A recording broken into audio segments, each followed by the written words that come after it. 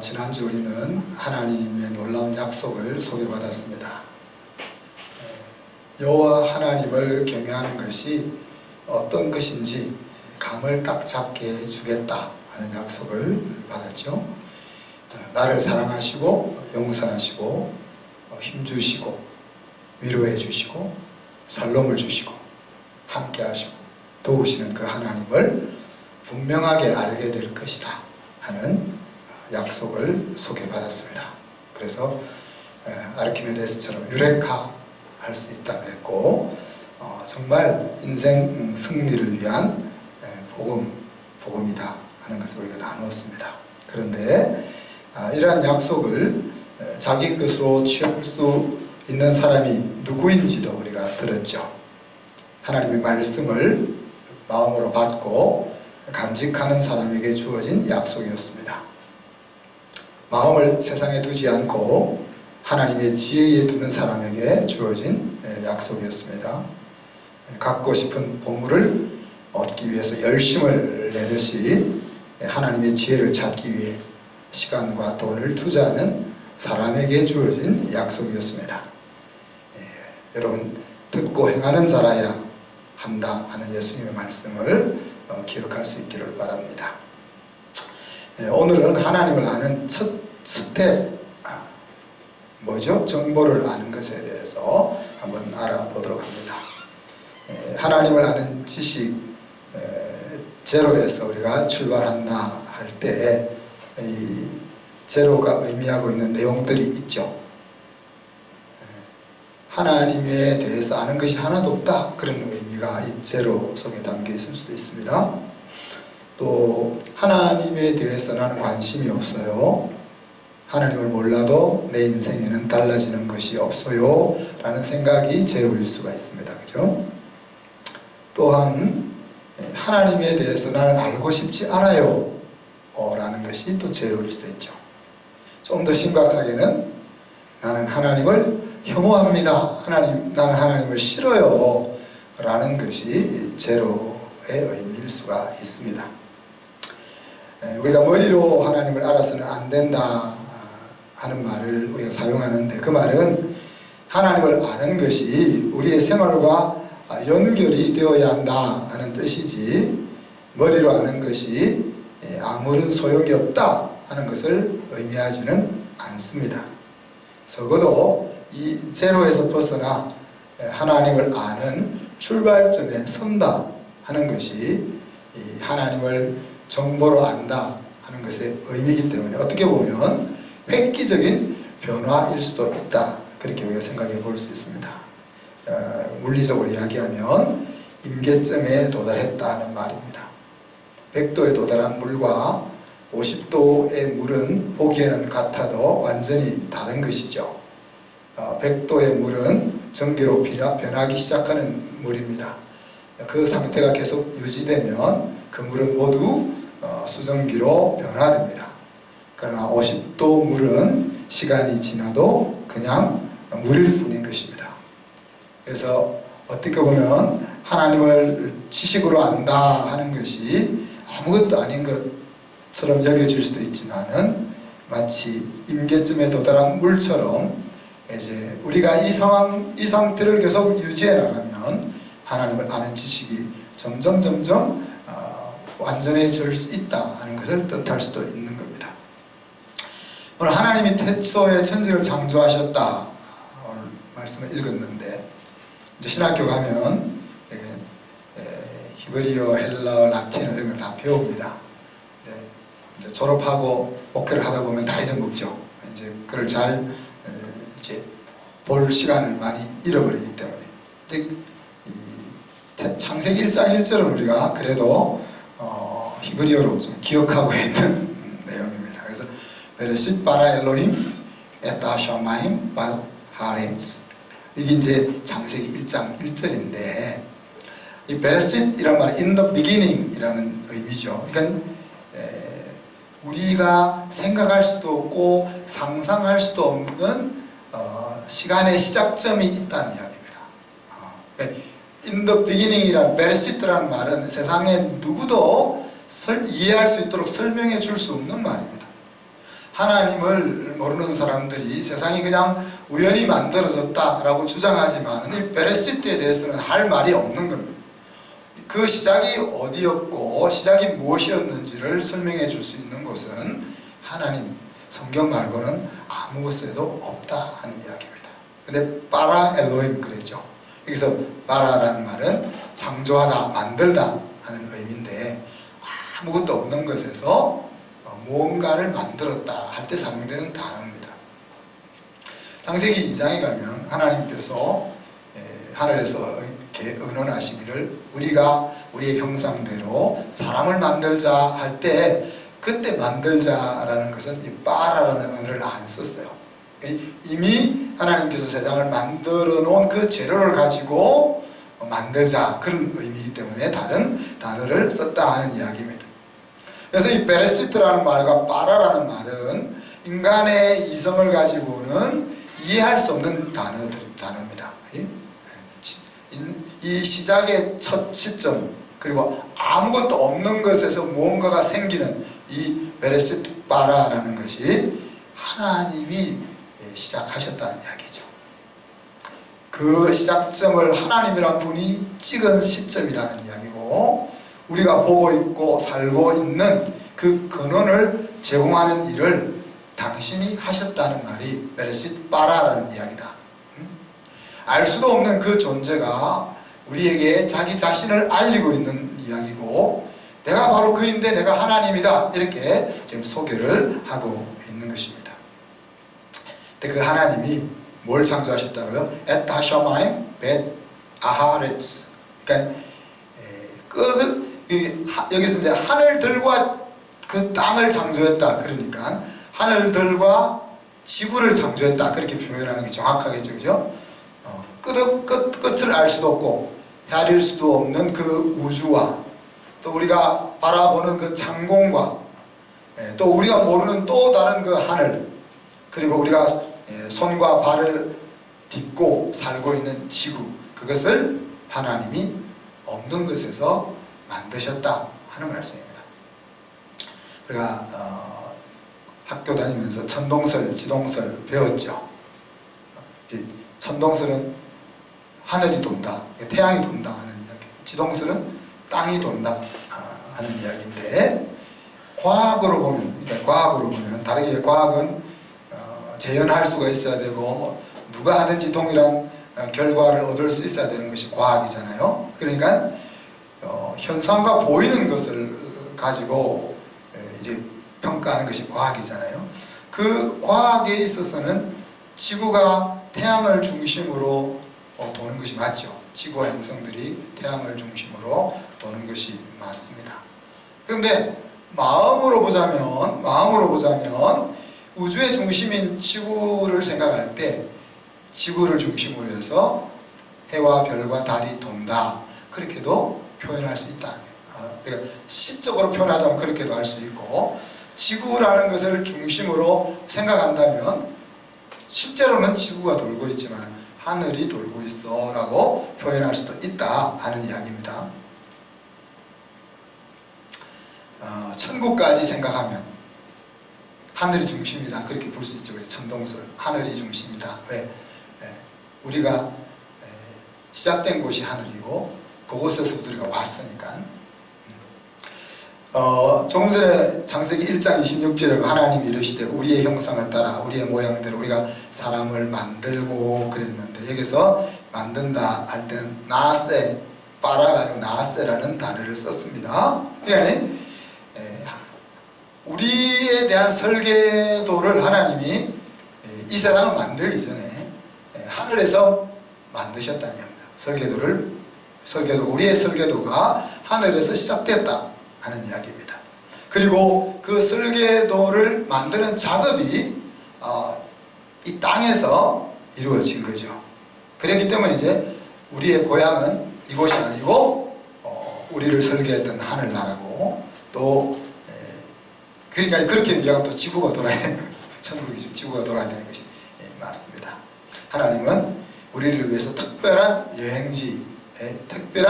여행지인 지구를 만들어서 그곳에서 살게 하고 계십니다. 그래 말하면 또 또 태양이 돌아야 되는 거죠. 그렇게 여러분 왔다 갔다 하면서 이해를 하시면 좋겠습니다. 태양계 밖에는 뭐가 있습니까? 은하계라는 것이 있습니다. 그런 은하계가 얼마나 되는지 정확하게 우리 헤아릴 수 없죠. 물론 한 150개 정도의 은하계가 있다 그렇게 이야기하고 있지만 그것은 이제 우리가 생각하는 것이고 과학이 더 발달하면 그 은하계를 둘러싸고 있는 또 다른 시스템 무슨 계가 있을지 찾는 날이 올 수도 있겠죠. 지금은 우리 과학이 알 수 있는 것이 은하계까지라면 이제 태양계가 은하계 속에 속해 있고 그럼 그 태양계가 은하계에 속해 있는 것처럼 은하계가 속해 있는 또 다른 시스템이 있을 것이고 또 그 시스템이 과학이 발달하면 그 시스템을 담고 있는 또 큰 시스템이 있을 거죠. 다르게 이야기하면 우주의 광활함은 인간의 이성과 과학으로 담을 수 없다 하는 이야기입니다. 그죠? 자, 그런데 이것은 이렇게 확장해 나가는 그러니까 이제 광활한 우주를 향해서도 담을 수가 없지만은 우리가 미세의 세계로 나아가도 동일한 일이 일어납니다. 나노의 세계로 들어가면서도 놀라운 하나님의 손길을 우리가 느낄 수 있다. 지금부터 한 60년 정확한 1950년대일 것 같습니다. 미국 캘리포니아 공대의 물리학과 교수인 리차드 파이먼이라는 교수님이 이런 이야기를 했습니다. 저 밑바닥에 풍부한 공간이 있다. 저 밑바닥은 이제 미세의 세계를 이야기합니다. 그래서 물질을 이루는 것이 우리가 원자라고 생각하잖아요.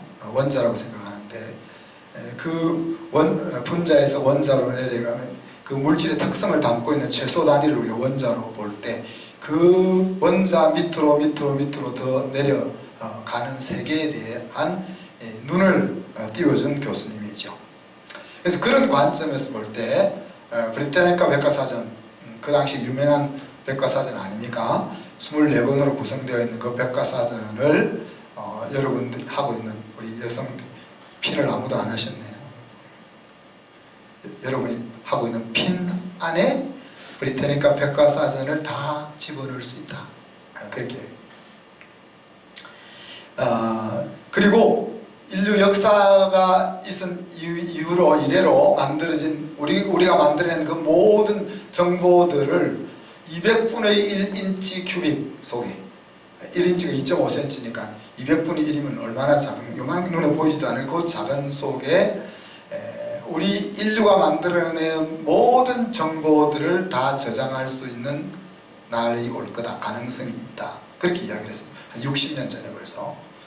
나노라는 것은 1나노메타라는 것은 10억분의 1메타입니다. 그래서 우주가 우리의 이성으로 헤아릴 수 없이 광활한 것처럼 미세의 세계에도 우리가 헤아릴 수 없이 광활함이 존재하는 곳이다 하는 이야기입니다.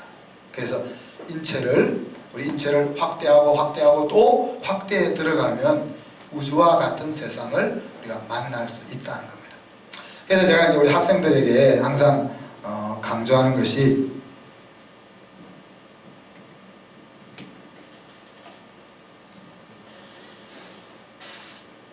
여우와 하기가 집에서 갖다 놓은 물 같아요. 그죠? 여기서는 이렇게 주면은 설교할 때 마시기가 참 곤란합니다. 컵을 주셔야 돼요.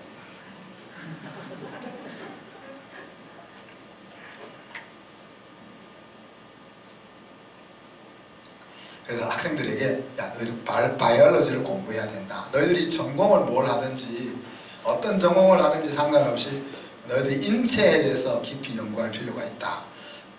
물론 이제 자연 세계 속에 무한한 그 창조의 그 창의력이 담겨 있기도 하지만 이 인체 속에 하나님이 심어놓은 무한한 창의가 숨어 있다. 그래서 그 자료들은 역사가 끝날 때까지 파도 파낼 수 있는 그 연구 주제가 숨어 있다 그곳에. 그렇게 이야기하는데 이 말을 이해하는 학생들이 아직 없는 것 같아요. 교사들도 없고 학생들도 없고. 일부 예배 때 내가 영희한테 이야기했는데 영희가 이걸 좀 이해해가지고 한번 해봤으면 좋겠다 그러는데, 자, 만약에 하나님이 이 광활하고 대단한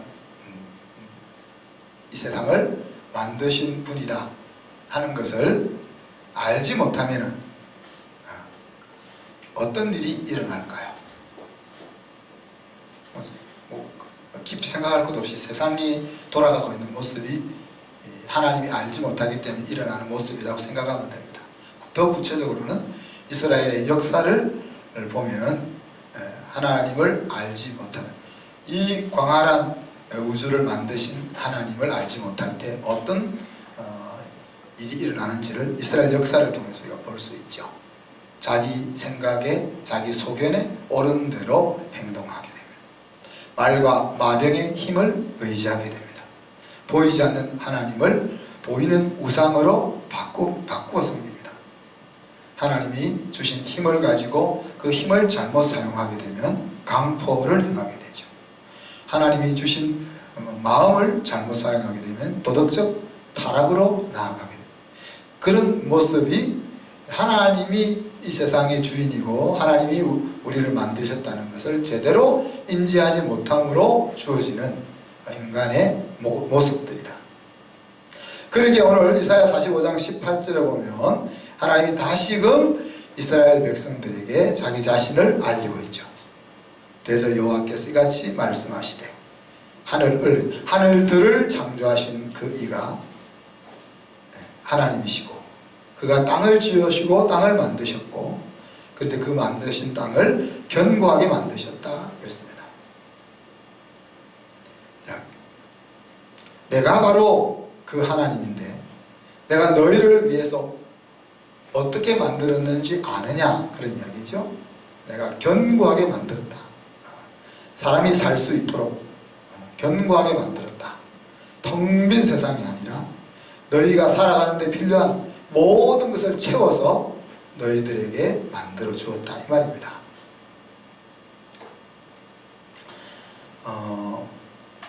석유가 앞으로 뭐 100년 쓰면 떨어지고 없을 거다, 그렇게 이야기하잖아요. 제가 이 석유에 대해서 이야기할 때 우리 배운 사람들이 얼마나 무식한지 이야기했죠.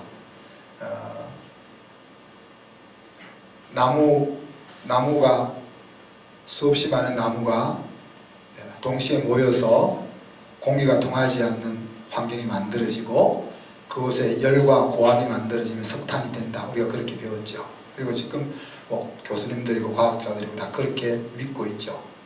근데 그 많은 석탄이 만들어지려면 도대체 어디서 그 많은 나무가 있었을 것이며 또 그 나무들이 어떻게 일시에 그 자리에 모여가지고 또 공기가 통하지 않는 그 환경이 만들어져서 그렇게 많은, 인간이 수백 년 파서도 아직도 남아있는 석탄이 만들어질 수 있겠냐? 불가능한 일입니다. 근데 그렇게 믿고 있죠. 석유도 똑같죠? 석유가 만들어진 것을 어떻게 설명합니까? 동물들이 한꺼번에 모여서 몰살을 하고 그곳에 공기가 통하지 않도록 흙이 덮여지고 그곳에 고열과 압력이 가해져서 석유가 되었다. 제 몸을 압착기에다가 꽉 짜내면 한 2리터, 3리터 기름이 나올 겁니다. 그러니까 지금 인류가 수백 년 쓰고 있는 그 양의 석유가 만들어지려면 도대체 동물이 얼마나 있어야 될 것이며 그 동물이 동시에 그렇게 모여질 환경이 있을 수 있느냐, 사실 생각만 해도 불가능한 일인데 그것을 진리라고 다 그렇게 만들어졌다라고 믿고 있는 거죠. 그냥 간단하게 하나님이 우리가 쓸 수 있도록 석유를 만들어서 땅속에 묻어놨어. 하나님이 석탄을 우리가 쓸 수 있도록 만들어서 묻어놨어. 그렇게 생각을 하고 어떻게 그것을 찾아서 쓸 건지를 생각하면 되는데 그렇게 생각 안 하는 거죠. 그래서 뭐 석유 무진장 있다 그런 이야기가 아니고 석유가 없어져서 우리가 뭘 가지고 사나 이런 거 걱정할 필요가 없다는 이야기입니다. 석유가 떨어지면 하나님이 묻어놓은 딴 것이 있을 거야.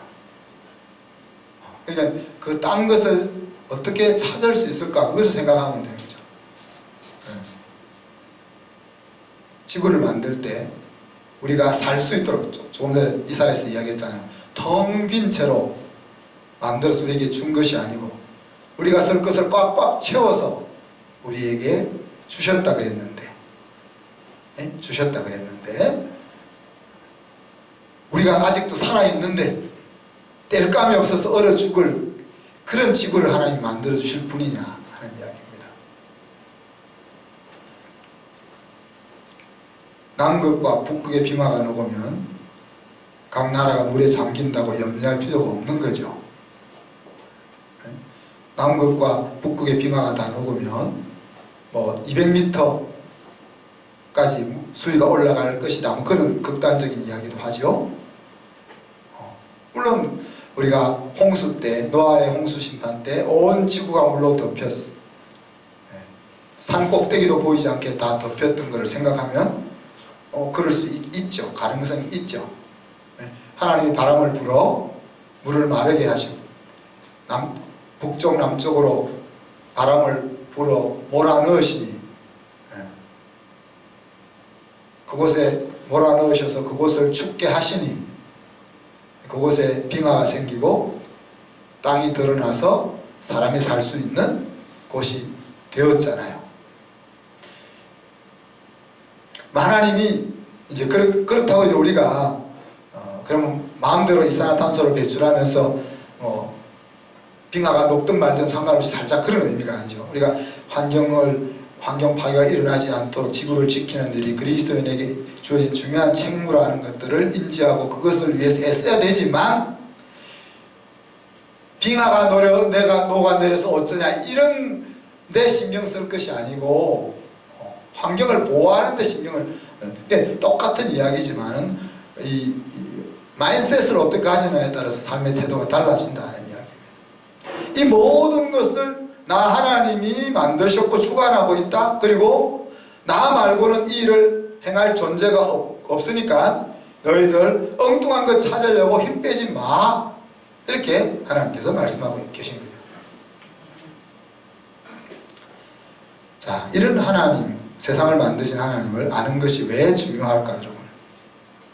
하나님이 세상을 만드셨다는 것을 우리가 알았다고 해서 뭐 달라지는 것이 있습니까? 응? 진화론자들이 말하는 것처럼 세상이 우연히 생겼다라고 우리 모든 사람들이 생각한다고 해서 땅이 달라집니까? 그렇지 않잖아요. 이 세상을 하나님이 만드셨다고 받아들이든 그냥 우연히 생겼다고 받아들이든 우리가 살고 있는 땅은 변화가 없습니다. 그런데 왜 이 사실을 아는 것이 중요하냐는 이야기죠. 이 사실을 아는 것이죠. 여러 가지 이유가 있겠지만 오늘 한 두 가지만 나눠봅시다. 가장 중요한 이유는 하나님을 믿느냐 믿지 않느냐를 떠나서 나의 가치를 발견할 수 있는 자리이기 때문에 그렇습니다. 하나님이 만드셨다 해야 우리가 우리를 바라볼 때 내가 대단한 존재구나. 하나님이 온 세상을 나를 위해서 만드셨고 당신이 만드신 그 온 세상을 나에게 위탁해 주셨구나. 그러니 내가 얼마나 놀랍고 대단한 존재냐. 그래서 우리가 만물의 영장이 맞아 이 생각이 들어올 수 있다는 이야기죠.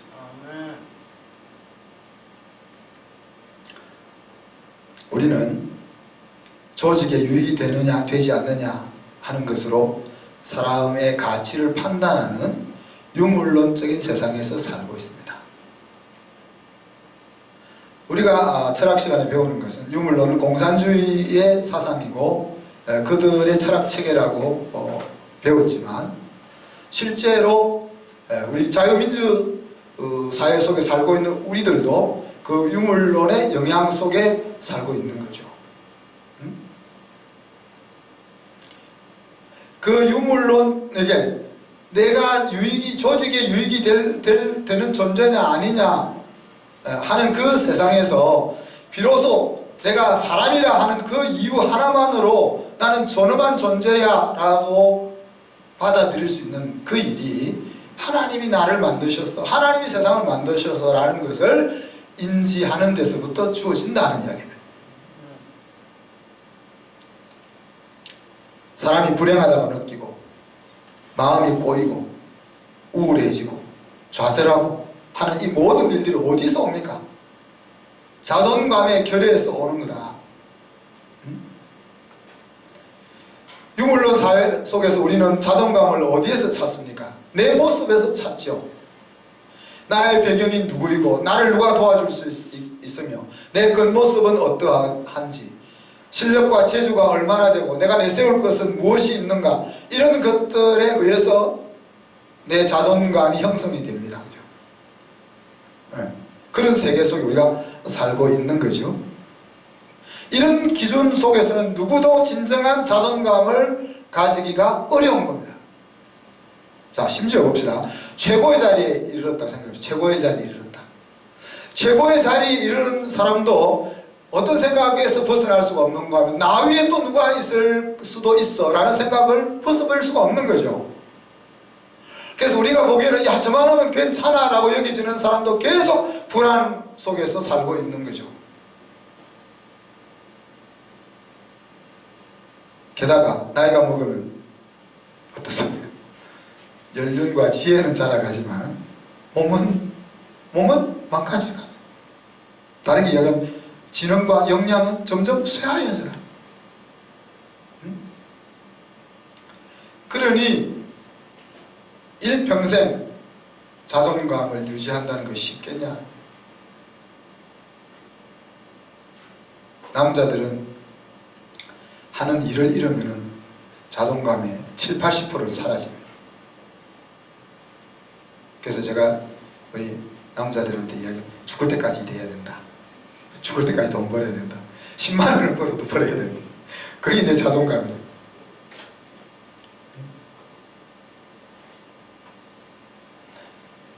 최소한 하나님이 이 세상을 만드셨고 나를 이 세상에 있게 하셨어라는 믿음을 가지기를 부탁합니다. 최소한 네? 한 가지만 더 나누어 봅시다. 하나님이 세상을 만드셨다면 그 세상을 만드신 하나님을 어떤 이미지로 우리가 알고 있느냐 하는 것이죠. 그죠? 하나님의 이미지를 우리가 다양하게 알면 알수록 우리의 삶의 폭이 그만큼 더 넓어질 수 있고 우리가 율법이나 종교인으로 사는 것이 아니라 신앙인으로, 자유로운 신앙인으로 살 수가 있기 때문입니다. 하나님이 만드신 작품을 보면서 다음과 같은 하나님을 한번 발견해 보십시오. 우리 성품 책에 언급했던, 자, 하나님은 유머가 있으신 분이다. 옛날 권사님들한테 말했다가 우리 경망스럽다고 우리 야단 맞았겠지만 하나님은 유머가 있으신 분이다. 하나님은 아름다운 분이다. 하나님은 다양함을 추구하시는 분이다. 하나님은 질서 있으신 분이다. 하나님은 광대하신 분이다. 하나님은 위대하신 분이다. 하나님은 엄청 배려심이 크신 분이다. 뭐 거의 계속 하려면 한없이 계속 할 수 있겠지만, 자, 이런 하나님의 이미지를 하나님의 작품 속에서 여러분이 한번 찾아보라는 거예요.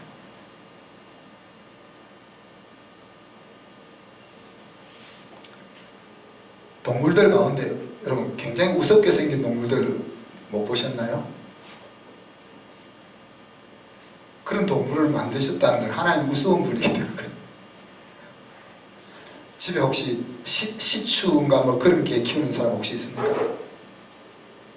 얼굴이 꼭 뭡니까? 이게 밀가루 반죽 해가지고 꽉 눌려놓은 것처럼, 주름 지어놓은 것처럼 그렇게 생겼다고 말하면은 이거 이제 동물 학대. 될 수 있는데, 근데 그걸 막 이쁘다고 이러는 거 보면 덩치 큰 하마가 우리 뒤뚱거리면서 우리 원익이가 안 왔네. 우리 원익이가 애교 부리는 거 보면 덩치 큰 하마가 뒤뚱거리면서 춤추는 걸 보면 하나님이 유머가 없고서는 저런 걸 어떻게 만드실까? 이렇게 생각할 수 있어요. 자연을 보면 하나님이 얼마나 아름다운 분인지를 오늘 아침에 제가 세계의 유명한 명곡 클래식 20곡 아침부터 듣다가 왔습니다. 우리 집사람이 음악 큰 소리를 들으면 야단쳐서 조그맣게 들으면 제가 빨리 음악실을 만들어서 그곳에서 큰 소리로 들을 수 있어요. 근데 텔레비 속에 딱 보면 여자 배우들은 왜 그래 아름다워요? 그죠? 남자들은 왜 그래 멋있습니까? 하나님이 그렇게 아름답기 때문에 이 마스크를 끼워 놓으니까 우리 집사님 권사님들 다 미인 같아. 진짜 정말 다 미인 같아. 이제 제가 전에 우스갯소리를 한번 이야기했잖아요.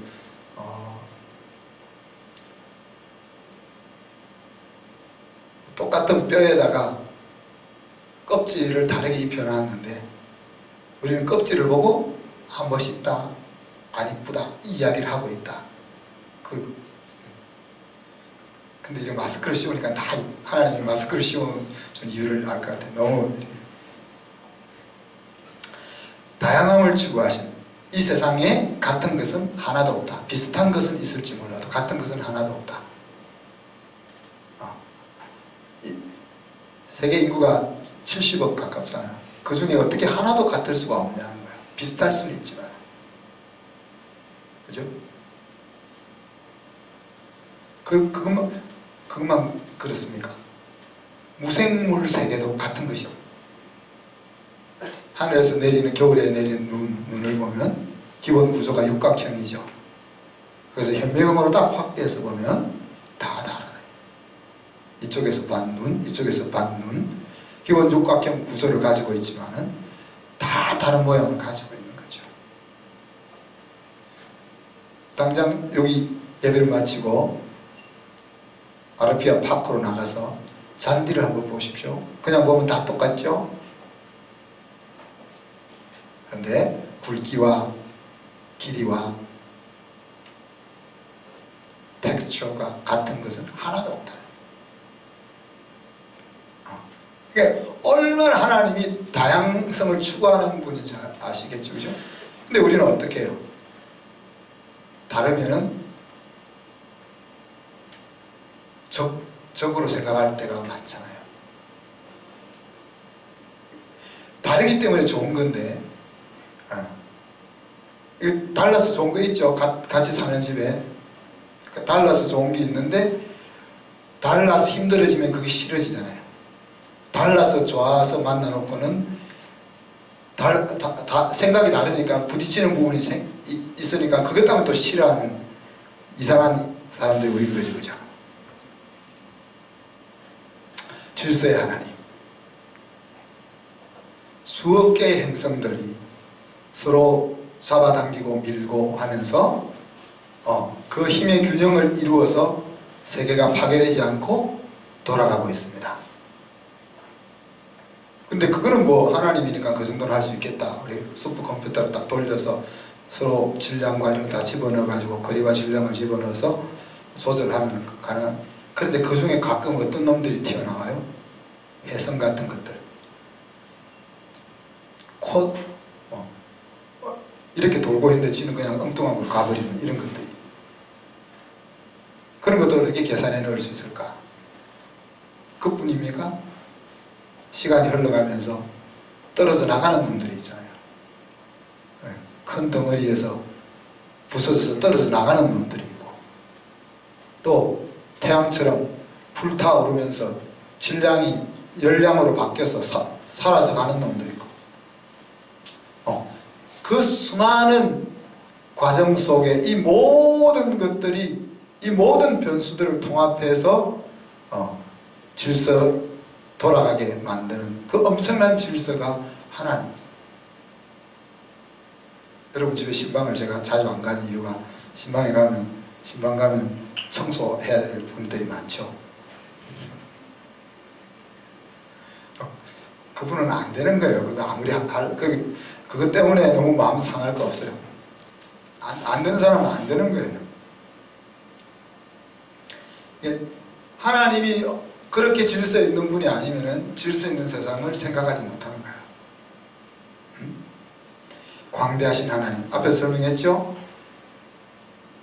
우주로 나아가면 끝없이 가도 헤아릴 수 없는 인간의 이성과 헤아림으로는 도대체 어디가 끝인지 알 수 없는 그 세계가 확장되어 가는 속에 있고, 또 축소하고 들어가도 그곳에도 엄청난 나노의 세계가 있다.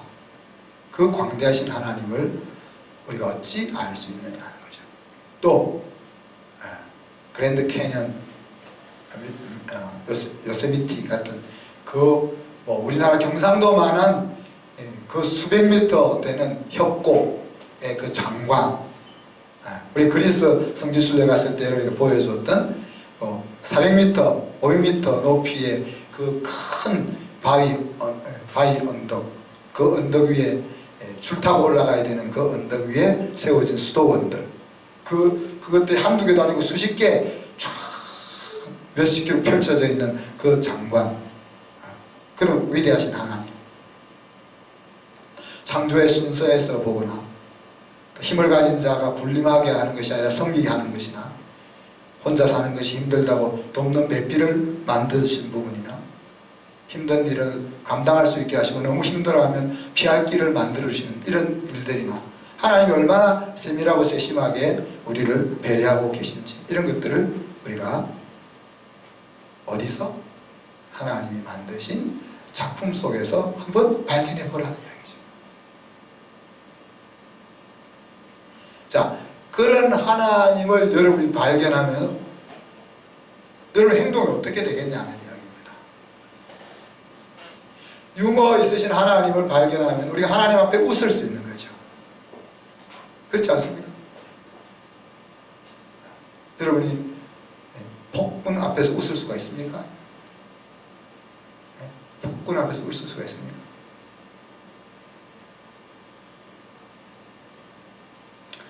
하나님에 대한 정보에서 끝난다면 소용이 없지만, 정보를 아는 것에서부터 하나님을 아는 지식이 쌓이는 일이 시작된다 하는 사실을 기억할 수 있기를 바랍니다.